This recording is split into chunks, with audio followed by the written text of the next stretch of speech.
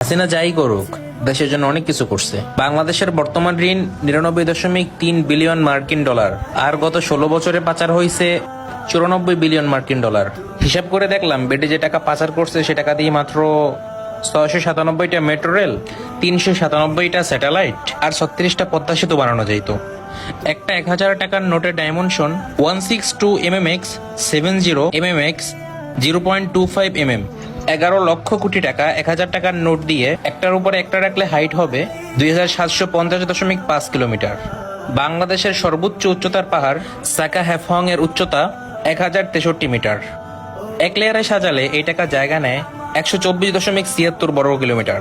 ঢাকার সাইজ হলো 306 বর্গ কিলোমিটার, চট্টগ্রাম 155 বর্গ কিলোমিটার। এই দুই বিভাগীয় শহর বাদে বাকি সব শহর এই টাকা দিয়ে ঢাকা যাবে। আর এই টাকা পাশাপাশি বসালে লেন্থ হয় 17,82,349.6 কিলোমিটার। পৃথিবীর পরিধি 40,000 কিলোমিটার। এই টাকা পাশাপাশি বসিয়ে পুরো পৃথিবী পুরোটা 44.5 বার রাউন্ড দেওয়া যাবে। কেউ যদি হাসিনার উন্নতির হিসাব দিতে আসে, তাকে এই হিসাব হাতে কলমে বুঝিয়ে দেওয়ার আপনাদের সকলের দায়িত্ব।